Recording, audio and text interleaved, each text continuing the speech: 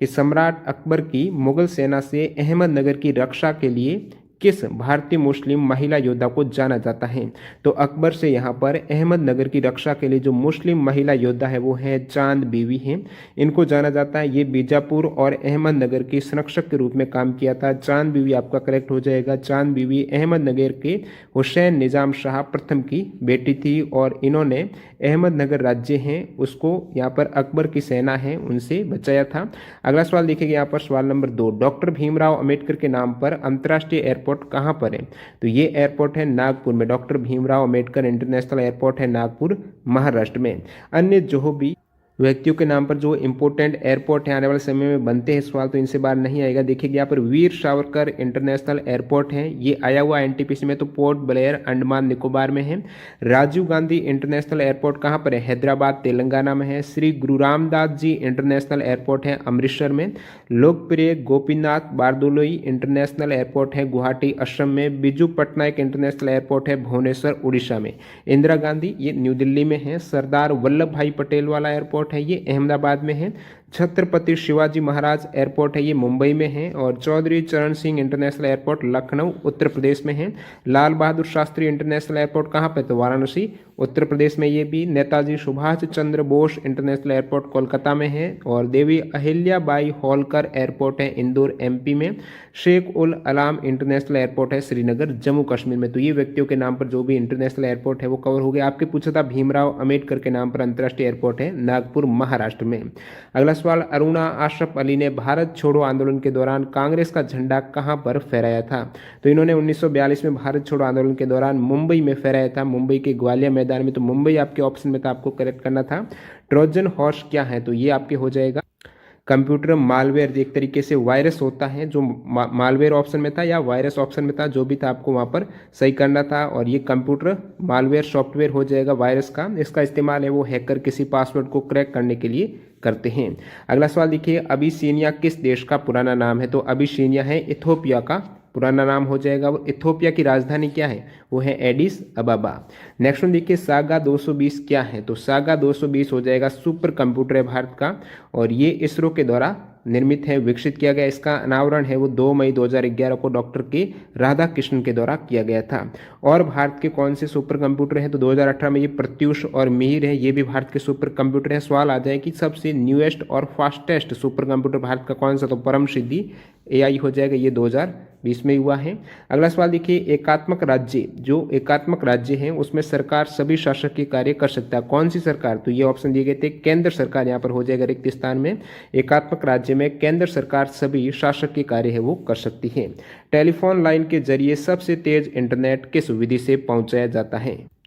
सही जवाब हो जाएगा आपके यहाँ पर DSL, जो यहाँ पर ADSL हो जाएगा आपकी एसिमेट्रिक डिजिटल सब्सक्राइबर लाइन है, जो टेलीफोन लाइन के जरिए सबसे तेज इंटरनेट पहुंचाने का जरिया है। इसमें डाटा कम्युनिकेशन होता टेक्नोलॉजी है और ये DSL लाइन रहती है टेलीफोन की, जिसमें फास्टेस्ट डाटा कम्युनिकेशन हो पाता है यहाँ से, और ये कॉपर की लाइन रहती है। अगला सवाल देखिएगा यहाँ पर सवाल नंबर 9 है, पनामा पेपर लीक किस कंपनी से संबंधित है। तो ये आपके हो जाएगा मोसेक फोंसेका है। 1970 में ये डॉक्यूमेंट जो लीक हुए थे और ये जो कॉर्पोरेट सेवा प्रदाता मोसेक फोंसेका द्वारा लीक किए गए थे। अगला सवाल, केरल में ओणम त्योहार पर किस फेस्टिवल स्पोर्ट है वो मनाया जाता है। तो केरल में ओणम पर्व पर जो किया जाने वाला फेस्टिवल स्पोर्ट है, या फिर केरल का जो फेस्टिवल स्पोर्ट है वो कौन सा हो जाएगा, बोट रेस है वो फेस्टिवल स्पोर्ट है केरला का। नेक्स्ट में देखिए सवाल नंबर 11, साल एवं सागौन है। प्रत्येक सेट में अभी जो वन है, वनों के प्रकार के उदाहरण है वो जरूर देख लेना, कल भी आया था आज भी आया है। साल और सागौन किस प्रकार के वृक्ष है, तो ये उष्ण कटिबंधीय पर्णपाती वन में, इसमें शुष्क और आर्द्र दोनों होते हैं। तो ये वाले हैं आपके आर्द्र पर्णपाती वन है उष्ण कटिबंधीय।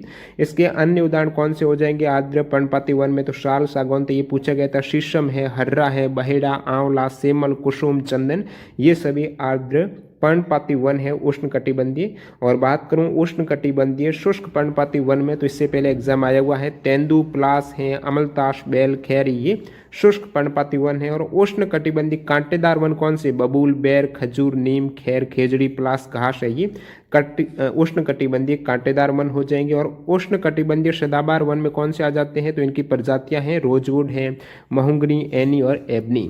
अगला सवाल देखिएगा यहाँ पर, वंदे मातरम किस पुस्तक से लिया गया है, तो ये आनंद मठ है। तो वंदे मातरम की रचना है बंकिम चंद्र चटर्जी ने उनके उपन्यास आनंद मठ से मूल रूप से संस्कृत में की थी। और ये सबसे पहले कौन से अधिवेशन में गाया गया था, तो एग्जाम में पूछा हुआ सवाल है। तो 1896 में कांग्रेस के कलकत्ता अधिवेशन में इसे गाया गया था। आप कमेंट करके बताना जो अपना भारत का राष्ट्रीय गान है जन गण मन, वो कौन से अधिवेशन में गाया गया था। अगला सवाल देखते हैं। तो सवाल नंबर 13, सबसे पहले गांव में 1937 में कांग्रेस अधिवेशन कहां पर हुआ था। तो ये प्रथम सेशन है जो किसी गांव में आयोजित हुआ है कांग्रेस का। तो सबसे पहले 1937 में ये फैजपुर में हुआ था। और उस समय अध्यक्षता किसने की थी, जवाहरलाल नेहरू ने की थी। जवाहरलाल नेहरू के द्वारा 2 कांग्रेस अधिवेशन की अध्यक्षता की गई है, 1929 लाहौर और 1937 फैजपुर में। और अगला यहाँ पर सवालों की ओर बढ़ते हैं। तो सवाल नंबर 14, जीवों की कोशिकाओं में बिना ऑक्सीजन श्वसन प्रक्रिया क्या कहलाती है। तो बिना ऑक्सीजन श्वसन प्रक्रिया है ये आपकी अवायवीय श्वसन से पूछा गया सवाल है। आंसर हो जाएगा अवायवीय श्वसन। पुर्तगालियों ने गोवा पर कब्जा कब किया था। तो पुर्तगालियों ने गोवा पर कब्जा किया था ये 1510 में किया था। और भारतीय प्रशासन को कब सौंपा गया था, तो 19 दिसंबर 1960 को गोवा है वो आज़ाद हो गया, भारतीय प्रशासन के नियंत्रण में आ गया। जो 450 वर्ष तक ये पुर्तगाल के कब्जे पर रहा है, 1510 से 1961 तक है। और गोवा को राज्य का जो दर्जा मिला है वो 1987 को कौन से संविधान संशोधन के तहत, तो ये 56वें संविधान संशोधन 1987 को गोवा को राज्य का दर्जा दिया गया है। और दमन और दीव को केंद्र शासित प्रदेश यहाँ पर बना दिया गया था। और अगले सवाल की ओर बढ़ते हैं। सवाल नंबर 16, अक्टूबर 2020 तक वर्तमान में संविधान में कितने अनुच्छेद हैं। तो अनुच्छेद तो दोस्तों 395 ही है, जो अभी उसके भाग और कर दिए जाते हैं अनुच्छेद की। ऐसे नहीं कि 396, 397 ऐसे नहीं बढ़ेंगे, भाग किए जाएंगे 1A, 3B इस प्रकार। तो इस प्रकार भाग करने पर तो 448 है, 470 तक कहीं कहीं ये भी बताया गया है। लेकिन ऑप्शन में आपके क्या था कमेंट करके बताना। बहुत से स्टूडेंट बता रहे हैं कि 395 ही करेक्ट हो जाएगा, उसके अकॉर्डिंग पूछा गया था। तो अक्टूबर 2020 तक अभी जो संविधान के मूल संविधान में कितने आर्टिकल थे, 395 थे। और अनुच्छेद 395 भाग 22 थे मूल संविधान में, 8 अनुसूचियां थी। वर्तमान में यहाँ पर 448 प्लस अनुच्छेद हैं, 12 अनुसूचियां और 25 भाग हैं। कितने संविधान संशोधन है, तो 104 संविधान संशोधन आने वाले सेट में आएगा देखना। ऐसे प्राणी जो कई वर्षों तक खोजने के बावजूद भी नहीं पाए जाते हैं तो उन्हें किस कैटेगरी में रखा जाता है। तो ऐसे प्राणी हो जाएंगे आपके विलुप्त, बिल्कुल कहीं भी नहीं पाए जाते हैं।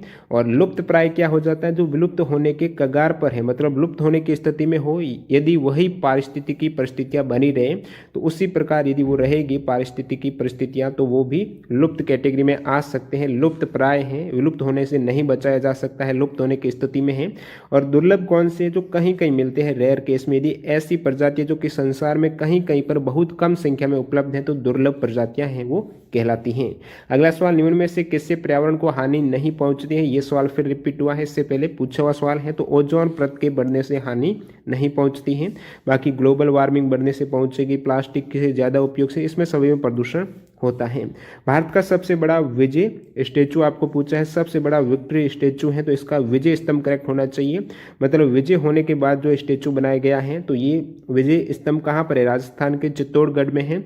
इससे मेवाड़ राजा राणा कुंभा ने महमूद खिलजी के नेतृत्व वाली जो मालवा और गुजरात की सेनाओं पर जीत हासिल की है, उसकी स्मृति में विजय स्मारक के रूप में ये 1448 में इसका कंप्लीट निर्माण हुआ है। हाइट 122 फीट है, ये चित्तौड़गढ़ किले को उसके अंतर्गत ही स्थित है राजस्थान में। अगला सवाल देखिए, नीलगिरी पर्वत की सबसे ऊंची चोटी कौन सी है। तो ये हो जाएगा आपके डोडा बेटा है तमिलनाडु में, नीलगिरी पर्वत की सबसे हाईएस्ट पीक हो जाएगी। और अन्य यहाँ पर सेकेंड हाईएस्ट पीक ये वाली हो जाती है नीलगिरी है, जो कि वेस्टर्न घाट की पेरेंट रेंज है। अन्य जो एग्जाम में सवाल पूछे जाते हैं पर्वत चोटियाँ से, एक तो अरावली पर्वत रेंज का पूछा जाता है, तो गुरु शिखर है माउंट आबू राजस्थान में। एक पूछा जाता है ईस्टर्न घाट और वेस्टर्न घाट की हाईएस्ट पॉइंट कौन सा है, तो ईस्टर्न घाट का हो जाएगा आपके जिंदगड़ा की पीक हो जाएगी। और जो वेस्टर्न घाट का हाईएस्ट पीक है वो है अन्नाईमुड़ी की पहाड़ियाँ। अगला सवाल देखिए यहाँ पर फीफा 2022 कहाँ पर होगा। तो फीफा 2022 ये कतर में होने वाला है। इससे पहले 2018 में कहाँ पर हुआ था, तो 18 में रशिया में हुआ था, जिसमें चैंपियन फ्रांस रही थी, रनर अप क्रोएशिया रही थी, थर्ड स्थान पर बेल्जियम थी। नेक्स्ट वन देखिए पेट्रोलियम, ये भी सवाल फिर रिपीट हो गया, एग्जैक्ट सवाल पूछ लिया है कि पेट्रोलियम या फिर जो तेल है ऑयल एक्सपोर्टिंग में निर्यातक में दूसरे नंबर पर कौन सा देश है। तो तेल निर्यातक में दूसरे नंबर पर हो जाएगा रशिया है। यदि एनालिसिस आपने देखा होगा तो ये सवाल जरूर आपने सही किया होगा। होगा। तेल निर्यातक देशों में प्रथम पर सऊदी अरब है, सेकंड पर रशिया है, थर्ड पर इराक है। और विश्व में ऑयल उत्पादन में, ये तो निर्यातक है, उत्पादन में प्रथम यूएस आ जाएगा, सेकंड सऊदी अरब है, थर्ड रशिया है। और पूछ ले कि भारत को सबसे ज्यादा तेल ऑयल सप्लाई कौन करता है, तो भारत को 2018-19 के डाटा के अकॉर्डिंग इराक सबसे ज्यादा, सेकंड सऊदी अरब। कौन सा देश संयुक्त राष्ट्र सुरक्षा परिषद का स्थायी सदस्य नहीं है, सभी को पता होगा, बहुत बार रिपीट हो रहा है। उसमें था एक ऑप्शन मलेशिया है जो कि नहीं होगा। बाकी जो 5 कौन से देश हैं जो शामिल हैं संयुक्त राष्ट्र सुरक्षा परिषद के स्थायी सदस्य में, तो China, France, Russia, UK, US.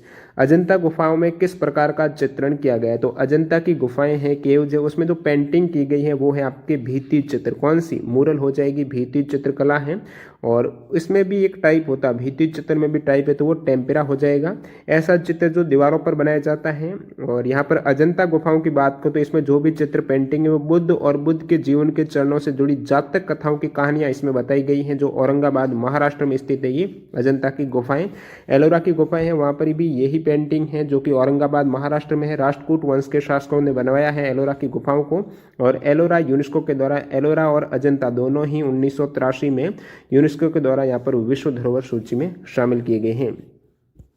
अगला सवाल यहाँ पर यह है कि भारतीय अंतरिक्ष कार्यक्रम के जनक कौन है, तो भारतीय अंतरिक्ष कार्यक्रम के जनक है विक्रम साराभाई। कौन, विक्रम साराभाई। ये भी रिपीटेड सवाल है। एक और पूछा जाता है एग्जाम में, परमाणु ऊर्जा कार्यक्रम के जनक कौन है, तो होमी जहांगीर भाभा। और अंतरिक्ष में आ जाए तो विक्रम साराभाई। एग्जाम में पूछा हुआ एनटीपीसी में सवाल ये भी है कि विक्रम साराभाई अंतरिक्ष केंद्र कहाँ पर है, तो ये तिरुवनंतपुरम केरला में है। नेक्स्ट वन देखिए, एक निब्बल में कितने बाइट है, न जाने मैंने कितनी स्टेप में ये एक्स्ट्रा फैक्ट में आपको बताया है। जब भी एग्जाम में पूछा गया था इससे पहले 1 KB में कितने बाइट्स होते हैं, 1 GB में कितने MB होते हैं, उसमें मैंने ये बार बार बताया था कि एक निब्बल में कितने बाइट होते हैं। तो एक निब्बल में 4 तो बिट्स होते हैं, लेकिन आपको बाइट पूछ लिया है तो बाइट आपको आधा करना था। 1/2 बाइट होते हैं एक निब्बल में, क्योंकि एक बाइट में 8 बिट होते हैं और यहाँ पर 4 बिट्स है तो आधा बाइट हो जाएगा। और बात करूँ एक क्रम में 2 बिट्स होते हैं, एक बाइट में 8 बिट्स, 1 KB में 1024 बाइट्स है। फिर इस प्रकार आप देख सकते हो, ये एनटीपीसी में आया था 1024 TB में कितने PB होते हैं, तो 1 पेटाबाइट होता है। पौधों में प्रकाश संश्लेषण के लिए 4 महत्वपूर्ण घटक कौन से, तो 4 घटक है। एक तो आप कार्बन डाइऑक्साइड है, एक जल है, बाकी यहाँ पर सनलाइट हो गई और क्लोरोफिल हो गई। तो ये 4 महत्वपूर्ण घटक हैं फोटोसिंथेसिस के लिए पौधों में। और इसके द्वारा प्रोडक्ट क्या बनता है, ये भी काफी इंपॉर्टेंट है आने वाले सेट में। प्रोडक्ट एक तो ये ग्लूकोज बन जाएगा, एक बन जाएगा आपकी ऑक्सीजन है यहाँ पर मुक्त रहती है, तो ये दोनों प्रोडक्ट बनते हैं। CSIR का फुल फॉर्म आपको पूछा है तो council of scientific and industrial research हो जाएगा। स्थापना 1942 में दिल्ली में स्थित है। और ये भी आपकी फिर रिपीट हुआ सवाल ऑपरेटिंग सिस्टम का, इससे पहले मैं डेफिनेशन आपको बता चुका हूँ, एग्जाम आया हुआ सवाल है। तो उपयोगिता जो यूजर्स हैं और कंप्यूटर सिस्टम जो हार्डवेयर हो गया, सॉफ्टवेयर हो गया, उनके बीच मध्यस्थता का काम करता है ऑपरेटिंग सिस्टम हो जाएगा। नेक्स्ट वन देखिए, यहाँ पर कौन सी पंचवर्षीय योजना है, ये भी रिपीट हुआ सवाल है एक्स्ट्रा फैक्ट से। इससे पहले आया था हेरोड डोमर मॉडल पर आधारित है, तो वो प्रथम थी। आज पूछ लिया कि कौन सी पंचवर्षीय योजना है, वो PC महालनोबिस मॉडल योजना पर आधारित है, तो ये द्वितीय पंचवर्षीय योजना हो जाएगी। प्रथम योजना है वो हेरोड डोमर मॉडल पर है। तीसरी पंचवर्षीय योजना है, इसका अन्य नाम गाडगिल योजना है। तीसरी और चौथी पंचवर्षीय योजना के बीच जो अवकाश है वो 1966 से 1969 है। तो ये सभी फैक्ट काफी इंपॉर्टेंट है। 5वीं पंचवर्षीय योजना है, ये ड्राफ्ट DP धर के द्वारा तैयार किया गया था। अगला सवाल देखिएगा यहाँ पर सवाल नंबर 31, संयुक्त राष्ट्र के संदर्भ में UPU की फुल फॉर्म क्या है, तो UPU यानी यूनिवर्सल पोस्टल यूनियन हो जाएगा। ये संयुक्त राष्ट्र यूनाइटेड नेशंस के ही एक एजेंसी है जो कि 1874 के बर्न की संधि के द्वारा स्थापित की गई, जिसका हेडक्वार्टर है बर्न, स्विट्जरलैंड में। अगला सवाल देखिए, राजस्थान में फड़ वाचन किससे संबंधित है, तो फड़ एक पेंटिंग रहती है, चित्रांकन रहता है, जो राजस्थान में स्पेशली एक धार्मिक हो जाएगा। ऑप्शन में धार्मिक था तो आई थिंक वही करेक्ट होना चाहिए। फड़ कपड़े के पर्दे पर लोक देवता के जीवन का चित्रण एवं वाचन होता है, जो स्पेशली राजस्थान के शाहपुरा भीलवाड़ा का जोशी परिवार इसके लिए फड़ चित्रांकन के लिए प्रसिद्ध है। तात्या टोपे किस वर्ष के स्वतंत्रता आंदोलन या संग्राम के सेना नायक थे, तो तात्या टोपे हैं ये 1857 के स्वतंत्रता संग्राम से संबंधित सेना नायक थे। 1857 करेक्ट हो जाएगा। अगला सवाल देखिएगा, भारत का प्रथम सुपर कंप्यूटर कौन सा, ये भी एग्जैक्ट रिपीट हुआ सवाल। तो प्रथम सुपर कंप्यूटर भारत का है वो परम 8000 है। 1991 में ये डेवलप किया गया है। और विश्व का प्रथम सुपर कंप्यूटर पूछ रहे तो CDC 6600 है, जिसको डिजाइन किया है सैम्यूर क्रे ने। अगला सवाल, स्थूल कोण उत्तक, इंग्लिश में बोले तो कोलेन काइमा और स्क्लेरेन काइमा किस प्रकार के उत्तक हैं, वैसे है तो ये आपके सरल स्थायी उत्तक। लेकिन जो ऑप्शन में इन दोनों का पूछा गया था ना, स्थूलकोण उत्तक यानी कोलेनकाइमा और स्क्लेरेनकाइमा, तो ये मैकेनिकल टिश्यू हो जाते हैं। इसमें भी सरल स्थायी उत्तक में भी ये मैकेनिकल टिश्यू है, जो ऑप्शन में था बिल्कुल करेक्ट हो जाएगा। तो स्क्लेरेनकाइमा में लिग्निन नहीं होता है, कोलेनकाइमा और स्क्लेरेनकाइमा है, इसमें स्क्लेरेनकाइमा में क्या लिग्निन नहीं होता है, इसलिए लिग्निन के बिना पूछ ले कि सरल यांत्रिक उत्तक कौन सा है, तो वो हो जाएगा कोलेनकाइमा। तो सरल स्थायी उत्तक में आपके 3 उत्तक रहते हैं, कोलेनकाइमा, स्क्लेरेनकाइमा और पेरेनकाइमा। और जो जटिल रहते हैं उत्तक वो जाइलम और फ्लोएम रहते हैं। और बहुत बार यहाँ से भी सवाल पूछ लिए जाते हैं कि पेरेनकाइमा है तो इसका मुख्य काम होता है भोजन का भंडारण करना है, स्क्लेरेनकाइमा का काम है पादप को यांत्रिक दृढ़ता प्रदान करना है। तो ये सभी फैक्ट भी इंपॉर्टेंट हो जाते हैं। और कोलेनकाइमा है, कोलेनकाइमा ये लचीलापन के साथ दृढ़ता प्रदान करती हैं। और फ्लोएम और जाइलम है, ये पौधे में जल का करता है जाइलम, फ्लोएम भोजन का संचरण करता है। जब सूर्य, चंद्रमा और पृथ्वी तीनों में एक सीध में हो जाते हैं तो कौन सी सागरीय घटना होती है? जब सूर्य, चंद्रमा और पृथ्वी तीनों ही एक सीध में रहते हैं तो वहां पर जो ज्वार और भाटा के सिनेरियो में वृद्ध ज्वार आ जाता है, उच्च ज्वार आ जाता है, जो स्प्रिंग टाइड कहलाता है। तो ज्वार की ऊंचाई जो सामान्य स्तर से 20% अधिक हो जाती है। ये स्पेशली अमावस्या और पूर्णिमा के दिन होता है, जब सूर्य, चंद्रमा और पृथ्वी दोनों ही एक डायरेक्शन में रहते हैं, एक सीध में रहते हैं। उस केस में स्प्रिंग टाइड आता है, उच्च ज्वार आता है। एग्जाम में पूछा हुआ सवाल ये है, टीसीएस कंपनी ने एसएससी में पूछा था, याद है मेरे को। नीप टाइड क्या है? तो नेप टाइड हो जाएगा जो निम्न ज्वार होता है। निम्न ज्वार की स्थिति कब होती है? जब एक सीध में आता है तो उच्च ज्वार होता है, लेकिन जब समकोण पर रहते हैं तीनों ही, सूर्य, चंद्रमा और पृथ्वी है, वो समकोण बनाते हैं, उस समय निम्न ज्वार आता है। मतलब जो ज्वार आएगा वो औसत ऊंचाई से 20% कम होगा और उच्च ज्वार में औसत ऊंचाई से 20% अधिक होगा। अब देखिए ज्वार और भाटा क्या है वो तो आपको पता ही होना चाहिए। जब समुद्री जल है वो ऊपर आता है तो ज्वार कहलाता है और नीचे आता है तो भाटा कहलाता है। इसका कारण क्या है कि चंद्रमा जब भी पृथ्वी के निकट आता है तो पृथ्वी को अपने गुरुत्वाकर्षण बल से अपनी ओर खींचता है, चंद्रमा के गुरुत्वाकर्षण बल से। इसका खास प्रभाव पृथ्वी पर तो नहीं पड़ता है जो ठोस जमीन है, लेकिन समुद्री जल में जरूर हलचल होकर ये ज्वार और भाटा आ जाते हैं गुरुत्वाकर्षण बल के कारण। और अगला सवाल देखते हैं। बाकी एक इंपॉर्टेंट फैक्ट ये भी देखना कि एक दिन में प्रत्येक स्थान पर शामिल 2 बार ज्वार और 2 बार भाटा वो पृथ्वी की घूर्णन गति के कारण आता है। अगला सवाल देखिए, सेंधा नमक किस नाम से जाना जाता है? तो साल्ट रॉक है, ये हेलाइट कहलाती है। रॉक कौन सी है? हेलाइट रॉक हो जाएगी। सोडियम क्लोराइड इसका फॉर्मूला रहता है। नेक्स्ट वन देखिए, निम्नलिखित में से कौन सा संगीत वाद्य यंत्र इंडो इस्लामिक मूल का नहीं है? तो कौन सा संगीत वाद्य यंत्र है? ये ऑप्शन दिए गए थे, तो इसके अकॉर्डिंग आपके शहनाई करेक्ट होना चाहिए। बाकी सितार, तबला, सारंगी है, ये सभी इंडो इस्लामिक मूल के हैं। और पूछा था कौन सा नहीं है। अगला सवाल, गुजरात का प्रमुख ऑयल फील्ड साइट कौन सी है? तो गुजरात की प्रमुख ऑयल फील्ड साइट हो जाएगी आपकी अंकलेश्वर ऑयल फील्ड है। अन्य साइट भी हैं जैसे लूनज है, कलोल है, नवागाम है, कथाना, बरकोल, मेहसाणा, ये सभी महत्वपूर्ण तेल क्षेत्र है गुजरात की। गुजरात में रिफाइनरी वो कौन सी? जामनगर रिफाइनरी है, किसके द्वारा ओन है? तो ये रिलायंस इंडस्ट्री के द्वारा स्वामित्व में है। अगला और अंतिम सवाल, 1973 में केशवानंद भारती